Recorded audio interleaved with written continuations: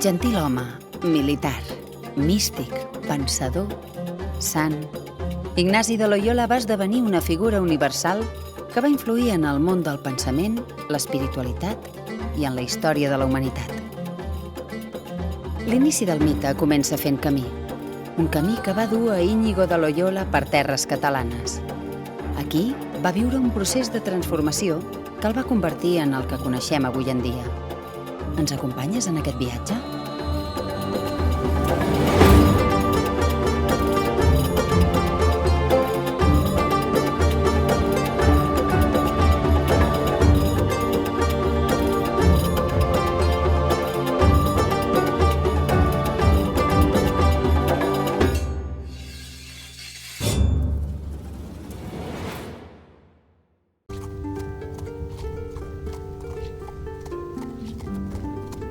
Per arribar a ser sant, Ignasi, o més ben dit Íñigo, va haver de recórrer un llarg camí, físic i sobretot espiritual. El peregrinatge d'Íñigo va començar des de casa seva, a Loyola, travessant País Basc, La Rioja, Navarra i Aragó, fins a arribar a Catalunya. Una de les primeres parades va ser a Lleida. Íñigo era de bressol noble i des dels 16 anys va viure a la cort dels reis catòlics. Era un home il·lustrat i comptable amb dret a portar armes. El 20 de maig de 1521, Pamplona pateix el setge de les tropes franceses i navarreses. Íñigo encapçala la resistència en nom de Castella, però enmig de la batalla, una bala de canó li destrossa la cama dreta. Aquell dia tot va canviar. La vida, tal com la coneixia fins al moment, i la que tenia imaginada pel futur.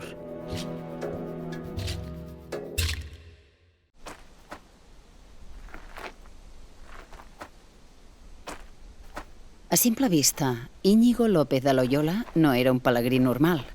Vestia bé i tenia bones maneres. Era de llinatge noble. Va néixer el 1491 a Loyola, pertanyent a una de les nissagues més antigues de Guipúscoa i Biscaia. Va servir al comptador major dels Reis Catòlics i el virrei de Navarra, fins que va caure ferit defensant Pamplona. En la seva llarga i dolorosa recuperació, Íñigo va fer un bany d'espiritualitat i humilitat. Va llegir llibres religiosos que van despertar el seu fervor catòlic. Per això, va decidir desfer-se dels seus béns i pelegrinar a Jerusalem. Abans, però, havia d'arribar a Barcelona per embarcar cap a Roma, on li donarien l'autorització papal per anar a Terra Santa.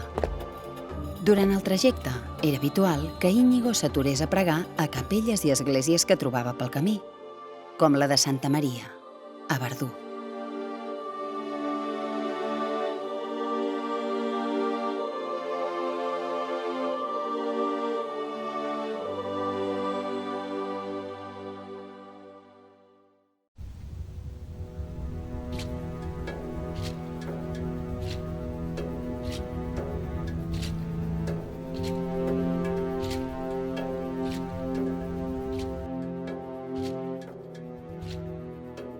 Les petjades del camí ignasià a Catalunya ens porten fins a Cervera.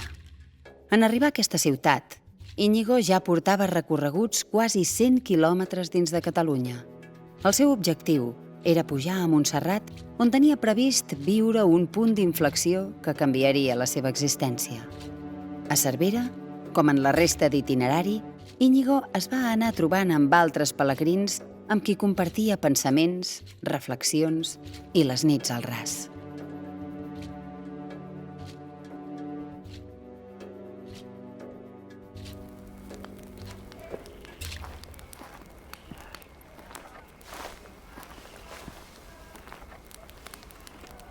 Déu vos guard.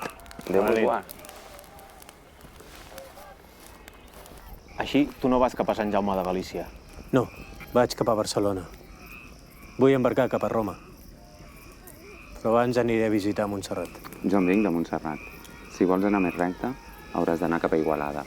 Passaràs per Pallarols, Santa Maria del Camí i Jorba. Després d'Igualada hi ha la pujada. No és per algú que va ferit. La mula m'acompanyarà.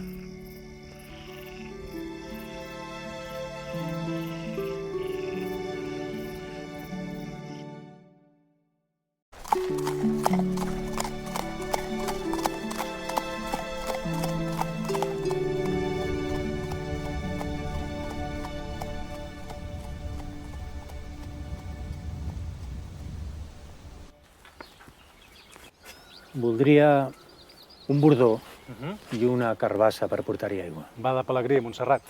Sí. Sortiré ara mateix. També voldria una túnica de sac. Sí. Aquesta. Li poso unes pardenyes, també? Té raó. Me les enduré. Perfecte. Molt agraït.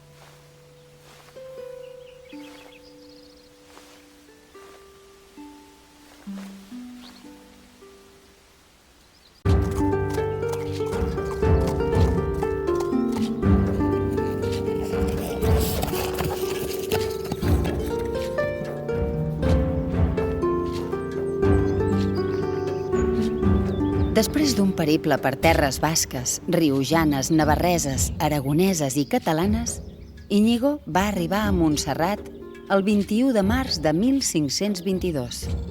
Havia decidit que la muntanya sagrada es convertiria en un pelegrí per dins i per fora. El primer que va fer és canviar la seva vestimenta de noble per una túnica de sac que volia lluir fins la seva arribada a Jerusalem. Va donar la seva mula als monjos i la seva roba a un pobre. Ja estava a punt per entregar el seu bé més preuat a la Mare de Déu. A Montserrat, Íñigo va tancar una etapa de noblesa, excessos i cavalleria per a ser un home auster i espiritual. Per fer-ho, va seguir el ritual de batllar les seves armes durant tota una nit davant la Moreneta per acabar-les donant com a ofrena. A partir d'ara, vestiria les armes de Crist. Es va confessar i es va desprendre de tot allò material que fos prescindible, però també del més important, de la seva vida anterior.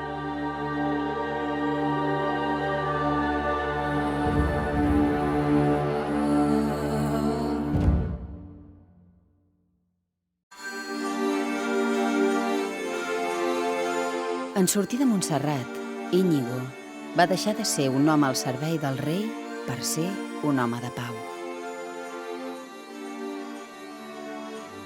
Però no seria fàcil. El pobre, a qui volia ajudar regalant-li la seva roba de noble, va ser castigat severament per un agutzil que va pensar que en realitat l'havia robat. Íñigo va quedar atormentat pensant que intentant fer un bé havia fet un mal sense voler.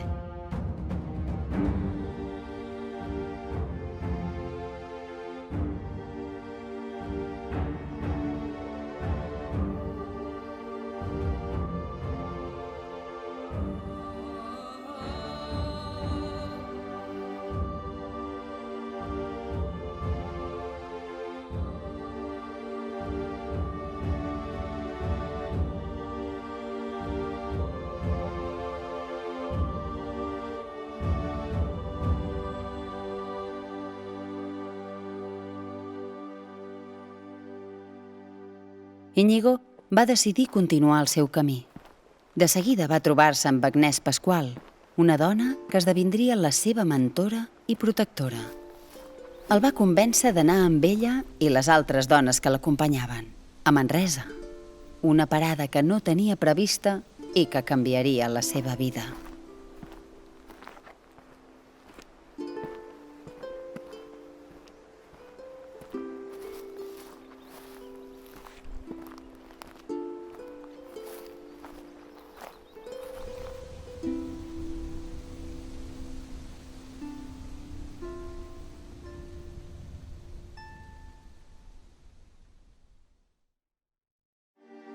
El 25 de març de 1522, Íñigo arriba a Manresa vestit com un captaire. Està molt cansat i es troba defallit. Aconsellat per les dones que l'han acompanyat en el seu camí, va directe a l'Hospital de Santa Llúcia. La seva intenció és romandre a Manresa pocs dies mentre es recupera, però l'estat a la ciutat s'allargarà gairebé un any, creant la seva llegenda, conegut per molts com l'home al sac. A Manresa, Íñigo va experimentar la seva transformació més radical. En aquesta etapa de canvi, va passar per diferents fases que el van portar des de la il·lusió inicial al desànim i la depressió més extrema, on fins i tot va pensar en treure's la vida. A Manresa, però, hi va trobar companyia. les íñigues, les dones pietoses que el cuidaven i el veneraven alhora.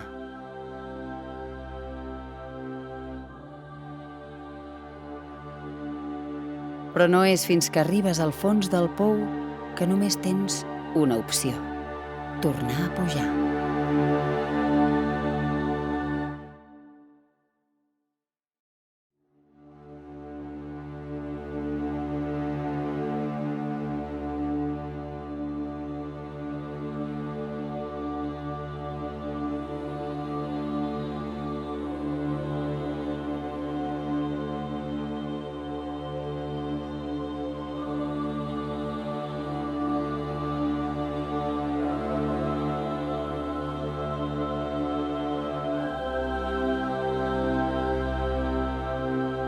Després de la foscor ve la llum. Sembla que pot arribar de casualitat, en un moment inesperat, però, com li va passar a Íñigo, sovint és fruit d'una profunda reflexió. En aquesta nova etapa, Íñigo va recuperar les ganes de viure i descobrir la nova persona en què s'havia convertit. Era capaç d'experimentar visions místiques i alhora gaudir d'una profunda lucidesa i seguretat. A partir d'aquell moment, totes les coses li semblaven noves.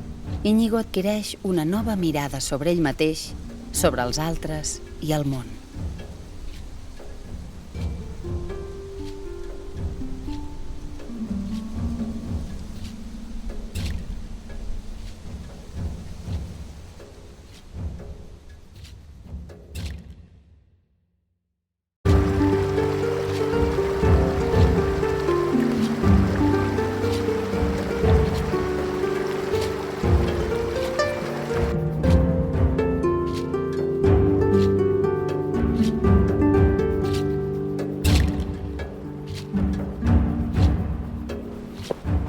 A Manresa, Íñigo, ja convertit en Ignasi, va començar a redactar els seus exercicis espirituals. Uns exercicis que volen ajudar a prendre consciència d'un mateix abans d'escollir un projecte de vida, tot ajudant-se amb la força de l'esperit. A Manresa, Íñigo hi va trobar l'acolliment i la pau per veure clara la seva missió en aquest món. Un cop més, per poder-la complir havia de caminar. Havia de passar per destins com Barcelona, Roma i Jerusalem, Salamanca o París. Allà l'esperaven moltes persones per unir-se al seu camí, que encara perdura fins a dia d'avui.